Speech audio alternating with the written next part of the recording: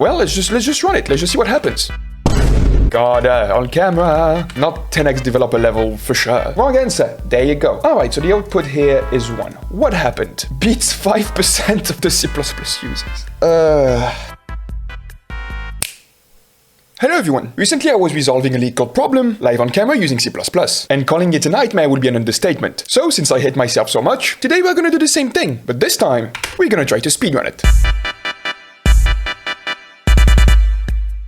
I am going to resolve a LeetCode problem, a complete random one that I do know nothing about. It's gonna be easy, because I respect my time and yours, and it's gonna be in C++, because I am a little bit too happy in life right now. Let's say we're gonna pick single number. And so, without further ado, let's get going. Time, and go. Given a non-empty array of integers nums, every element appears twice except for one. Find the single one. You must implement a solution with a linear runtime complexity and use only constant extra space. Okay, as usual, don't understand what I'm reading right now, but hey, this is what we are looking for.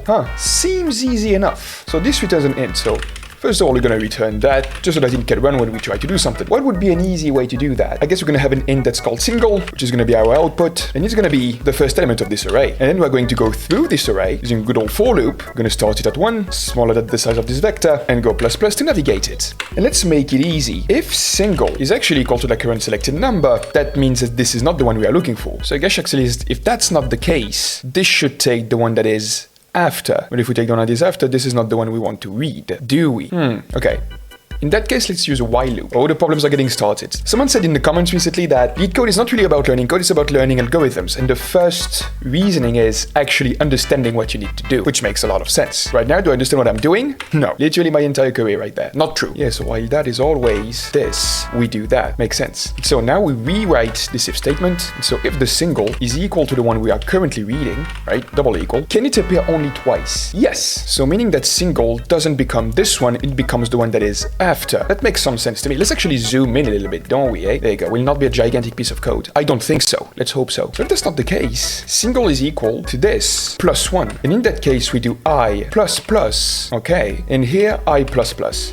So I think we should have something that works here. The only problem is, if this is at the end of the array right there, and we try to shoot for something that does not exist, then we are running into some issue. But should that ever be the case? Well, let's just run it. Let's just see what happens. There we go. Oh, because I named it ink. There you go. Oh my god, on camera. Doing this on camera in front of a lot of people. Okay, now we're talking. Yes, because, yeah, it's the moment. It's the total meltdown of the Friday afternoon. Wrong answer. There you go. Alright, so the output here is 1. What happened? Single 0, so meaning that this is equal to 1. And this starts at 1. If this is equal to that, we take the one that is after. Ooh, yeah, this is completely wrong. Oh my god, 6 minutes. All right, this is not as embarrassing as I thought it was gonna be. That's okay. That's okay. Let's just run it through. Here is how we are going to do it. You know what? Good old classic. We're gonna do a double for loop because f it. I think it's not gonna be optimized, but I think it's gonna work. Famous last words. I equals 0, I is smaller than num's size, I plus plus. All right, and we take this and we do the same and we're going to call it J. Okay, boom and boom.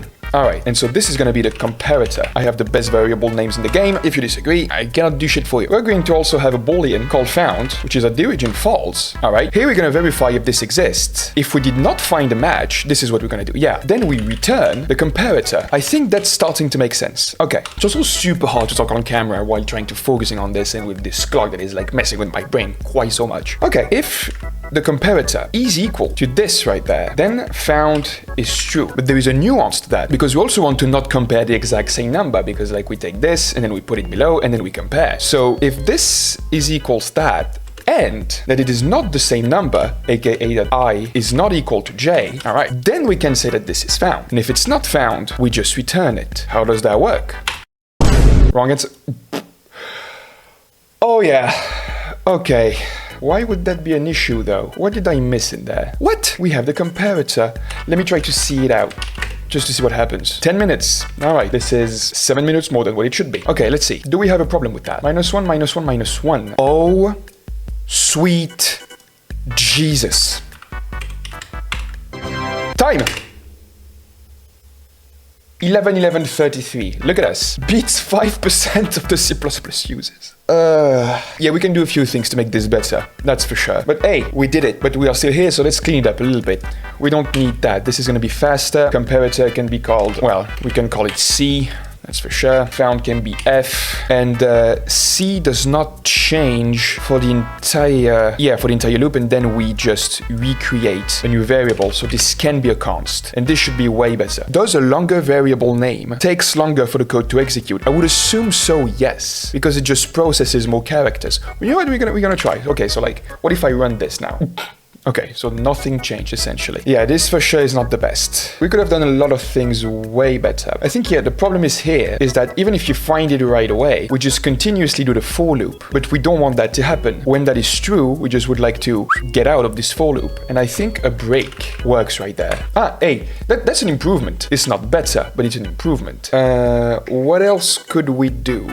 Yeah, you know what? We're gonna try to do it. And if it doesn't work, I'm just gonna call it quits. The problem is though, once it finds, we could do that. Yeah, we could definitely do that. You know what, I'm just gonna talk through this one. So actually the thing we could do is, right now, we take one number, we compare it with the rest of the array. So we take this, is this the same as this? Yes, we break and we start from the beginning and we go to the next one. This. Problem is, this we already know is not what we are looking for. So what we could do is actually suppress those numbers from the array. Yeah, we could do that, yeah. But that would require us to not use a for loop and then a while loop, because we would need actual control over the increment of this. Yeah, that's something we could do. That's something we could definitely do. But I think it is something for another time, because right now we passed it. 11.11, not too shabby, not 10x developer level for sure.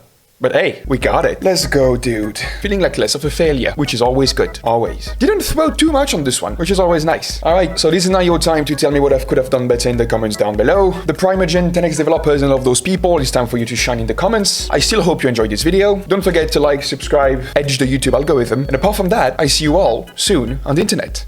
Bye-bye, everyone.